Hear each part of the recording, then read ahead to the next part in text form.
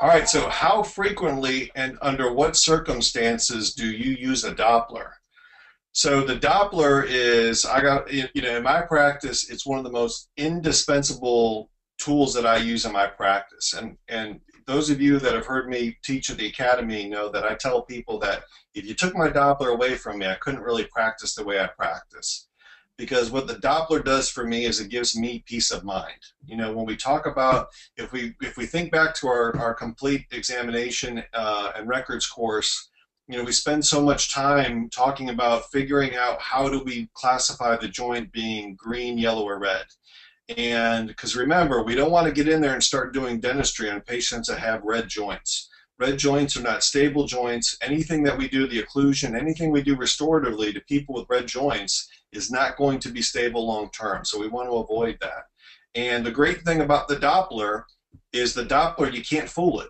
If you use this instrument correctly, it is a very predictable and proficient way to be able to diagnose the condition of the medial pole and the lateral pole.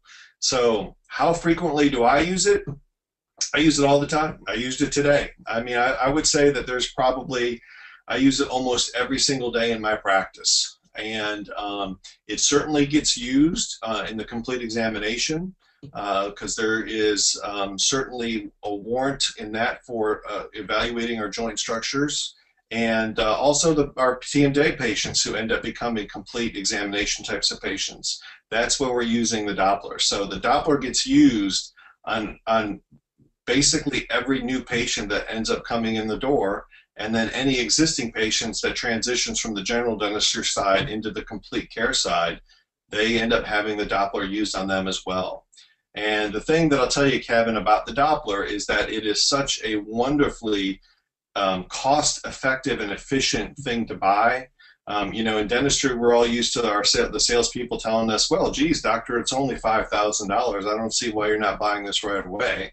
And the Doppler is just a little over $1,000. And, I've had mine now I've been using it for, I think, 13 years, and it still works, and it works great every day. And bang for your buck, it is the absolutely most useful thing that I have in my practice that gives me peace of mind when it comes to diagnosing joint condition. Raj? I use it literally every day as well. I absolutely love it. Using it is very simple once you've learned how to use it in the first, maybe a couple of times that you've gotten used to using the equipment itself. My patients love it also because it's almost like a co-diagnostic tool. When you tell a patient that basically we're going to be doing an ultrasound of your joint, we're going to be listening for joint sounds and seeing if we have any signs of breakdown or any breakdown that we notice in the TMJ. First of all, they're just amazed that you're doing that. And then when they actually hear, and you tell them that you're not actually supposed to hear anything as you're opening and closing, and as you go through that process and start listening and hearing the clicking and the popping or the crepitus, and that patient actually feels or hears that, and it's just such an overwhelming eye-opener for the patient, whether they already knew they had an issue maybe, or whether it's a new thing. It's like you can't fool it. It's amazing how much information the patient gets as well as us for it. So I use it literally all the time. And going back to that last slide about the emergency patient, I might bring it out on that emergency patient too. Because it's a test that takes us, 30 seconds to a minute. So we literally, it's indispensable in our office, and we use it all the time.